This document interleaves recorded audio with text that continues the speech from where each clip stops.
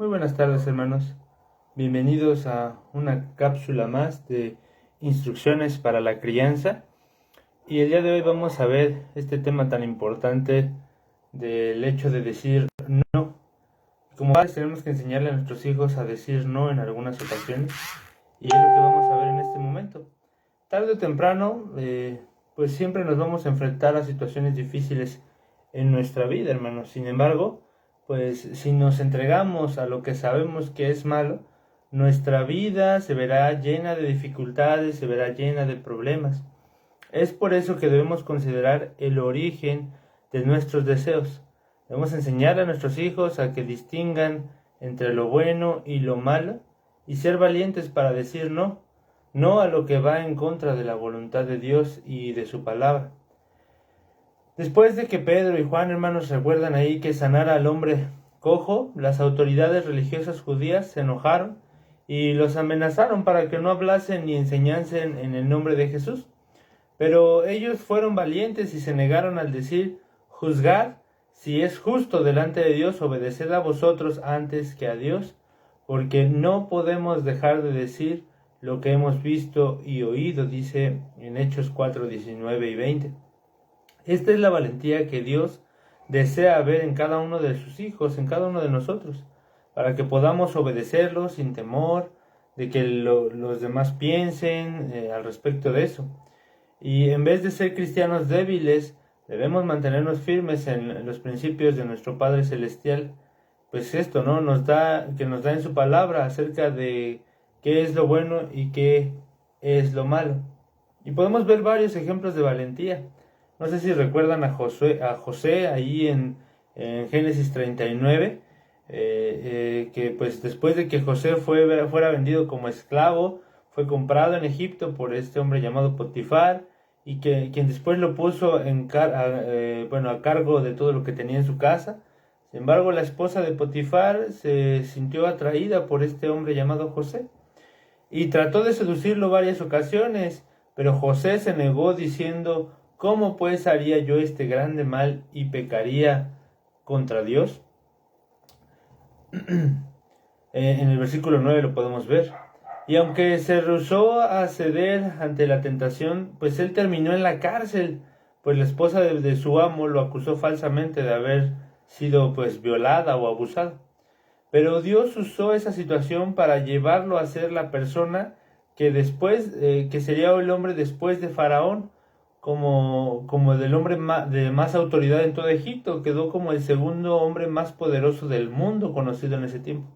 También podemos ver allá a Daniel, en Daniel 1, del 8 al 16, que después de que Daniel fuese llevado cautivo a Babilonia, el rey le ordenó a él y a sus amigos que recibieran alimentos de su mesa, pero este joven no deseaba contaminarse con aquello que había sido sacrificado pues a los ídolos. Es por eso que Daniel y sus amigos pidieron que solo les dieran agua y vegetales. Cuando la persona a cargo de esto se negó, pues Daniel pidió que los pusieran a prueba por unos 10 días, para ver la manera en que esa dieta los afectaría. Al final del tiempo que se había acordado, esos 10 días, Daniel y sus 3 amigos lucían más saludables que los demás jóvenes cautivos. Dios honró la valentía de Daniel y lo protegió para que no se contaminase.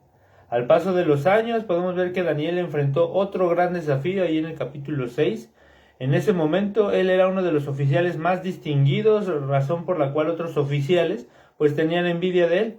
Así que convencieron al rey de aprobar una ley un edicto que prohibiera orar, y aquellos que lo desobedecieran fueran lanzados al foso de los leones. Y a pesar de saber esas consecuencias, Daniel siguió orando como era su costumbre 3 veces al día, como él siempre lo hacía. Y al final pues Daniel fue lanzado al foso de los leones. Pero una vez más el Señor pues le protegió, dice que cerró la boca de los leones. Y hermanos, podemos ver estos dos ejemplos de José y de a lo mejor Daniel, cómo ellos aprendieron a decir no y Dios los usó. Pero también podemos ver aquí otros ejemplos bíblicos en los cuales no supieron decir no y cedieron a la tentación. Podemos recordar a Adán y Eva en Génesis 3, Eva fue la primera persona en ceder ante la tentación y Adán pues intimó su ejemplo. De esa manera trajeron maldición a la tierra y pecado a la humanidad. Podemos ver a David, allí en 2 Samuel 11, que en vez de decir no a la lujuria, David cometió adulterio con Betsabé y sufrió horribles consecuencias por el resto de su vida, como por ejemplo la muerte de uno de sus hijos, la traición de otro y la pérdida temporal pues de su reino. Podemos ver también a Sansón, allí en Jueces. Después de que Dalila le rogó y suplicó varias veces, Sansón le reveló el secreto de su fuerza y sufrió la pérdida de sus ojos, de su libertad y eventualmente pues perdió su vida. Pero hermanos, ¿qué debemos hacer nosotros? ¿Qué preguntas debemos hacer al enfrentar la tentación? Antes de ceder ante la tentación, y eso se lo tenemos que enseñar a nuestros hijos, debemos preguntarnos cuál es la fuente de esta oferta. Debemos recordar que Dios nunca nos tienta para que hagamos lo malo. Santiago 1:13 dice, nos muestra eso. Todo deseo que nos aleje de su verdadera o de su verdad proviene del diablo, no proviene de Dios. En vez de dejarnos arrastrar por los placeres, debemos poner nuestra mirada en el Señor y recordar lo que nos ha dicho. La pregunta 2 que podríamos hacer al enfrentar una tentación es: ¿cuáles son los requisitos de esta oferta? Para ceder ante la tentación, primero debemos renunciar a nuestras convicciones. El pecado siempre nos costará nuestra pureza y nuestra integridad. Debemos recordar esto, hermanos. El pecado siempre nos costará nuestra pureza y también nuestra integridad. También la otra pregunta es: ¿cuáles son las consecuencias de este acto? Cuando estamos ante la tentación, solemos pensar solamente en el presente, en el momento, lo que está ocurriendo, y no en las consecuencias. Ustedes lo pueden ver en los anuncios, por ejemplo, de cervezas, en anuncios ahí que luego ponen, que lo ponen muy llamativo al momento, pero no ponen las consecuencias, ¿no? Normalmente eso pasa con el pecado. Se piensa en el presente y no en las consecuencias. Pero esa satisfacción temporal no se compara con el dolor y la culpabilidad que esto va a producirte en un futuro. También debemos preguntar, ¿por qué titubeamos al decir no, hermanos? Hay que enseñarle a nuestros hijos, pues, ¿por qué a veces nos llega a pasar esto? ¿Por qué se llega a titubear también y comprenderlos a ellos? Número 1, por el temor al rechazo, ¿no? Si no hacemos lo que otros quieren, puede que no seamos aceptados. Sin embargo, el rechazo por nuestras convicciones demostramos que tenemos una comunión íntima con Dios y que vivimos comprometidos a obedecerle. También titubeamos al decir no por temor a perder una relación. Podemos pensar que al decir no perderemos amistad o a nuestro futuro cónyuge, y esto pasa mucho con los jóvenes, y también ustedes como padres y nosotros como padres debemos enseñarles a nuestros hijos a que si esa relación va en mal camino, aprendan a decir que no, aprendan a decir no, esto no es correcto. Sin embargo, cuando rechacemos una relación por obediencia a Dios, debemos recordar esto, que cuando rechacemos una relación por obediencia a Dios, por obedecer a Dios, seremos bendecidos, así como José y como Daniel. Seremos bendecidos. A lo mejor al momento va a doler, a lo mejor al momento van a ocurrir cosas, pero después seremos bendecidos. También tenemos miedo al decir no por temor a perder en las finanzas. La tentación de robar o engañar casi siempre es impulsada por el temor a perder pues dinero. Entonces también muchas veces no aprendemos a decir no por ese temor. También por temor a perder oportunidades.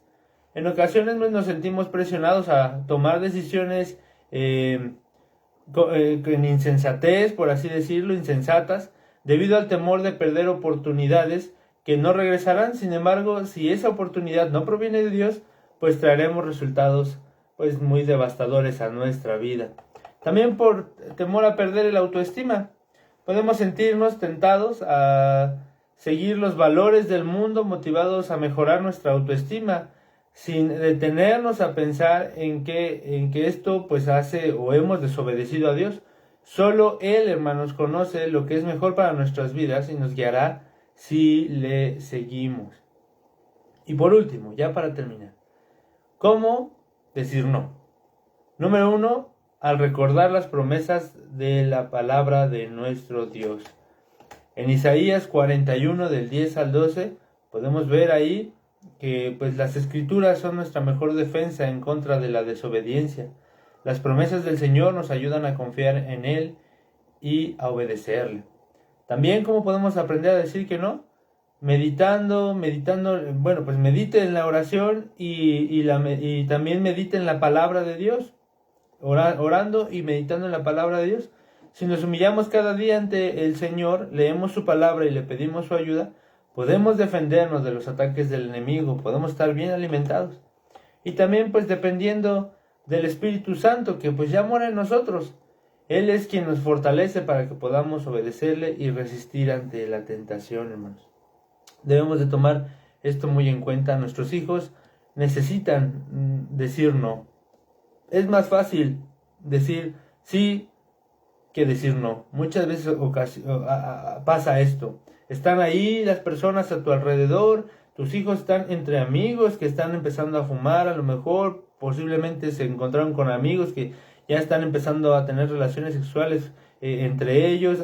Puede que estés viendo ahí a tus hijos que a lo mejor ya ellos ya empiezan a ver un mundo diferente y ellos deben de tener la convicción de decir no porque yo sé que es incorrecto, no porque yo sé que esto está mal.